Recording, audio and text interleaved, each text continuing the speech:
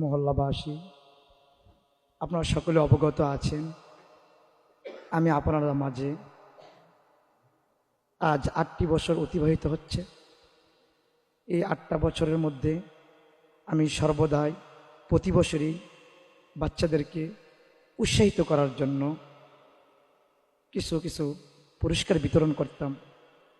অন্য বছর গ্লাস এবং প্লেট বিভিন্ন কিছু দিয়ে আমি বাচ্চাদেরকে উৎসাহিত করেছি।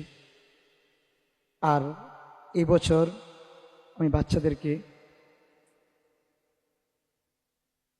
আমাদের প্রবাসী ভাইদের কিছু আর্থিক অবস্থা সহযোগিতায় আমার মসজিদের সভাপতি হাজী সার্জেন্ট মোহাম্মদ ফজলুল হকের কিছু সহযোগিতায় বাচ্চাদেরকে এবছর একটু ভালো উন্নত মানের পুরস্কার দেওয়া হবে।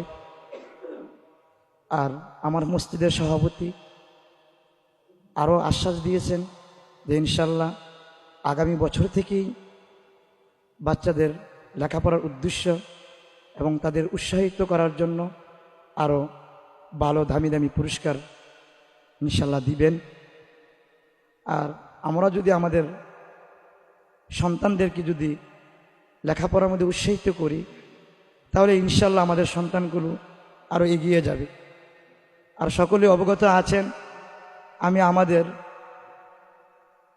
ছোট ছোট বাচ্চাদেরকে উৎসাহিত করার জন্য আমি মসজিদে চকলেট কিনে রেখেছি। যারা পড়া পারে তাদেরকে একটা চকলেট দেই বা 2টা টাকা দেই, 5টা টাকা দেই। তারা উৎসাহিত করে আনন্দতে অতি সহজে তারা পড়া শিখতে পারে, তারা মসজিদে আসে। মোট কথা হলো ছাত্র ও শিক্ষকের মধ্যে ভালোবাসা। যদি ছাত্র ও শিক্ষকের মধ্যে ভালোবাসা থাকে তাহলে এই ভালোবাসার মাধ্যমেই ছাত্রত্বে পড়া আদায় করা যায়। আসলে মায়ের আঘাত দিয়ে দমক দিয়ে তাদেরকে রাগান্বিত হয়ে পড়া আদায় করা যায় না।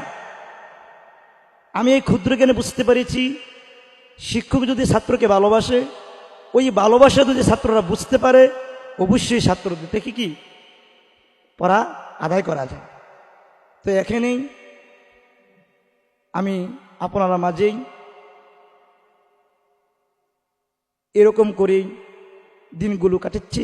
জানি না আল্লাহ তাআলা রব্বুল আলামিন আপনারা মাঝে কতদিন আমাকে রাখেন, আল্লাহর তরফ থেকে রিজিক রাখেন।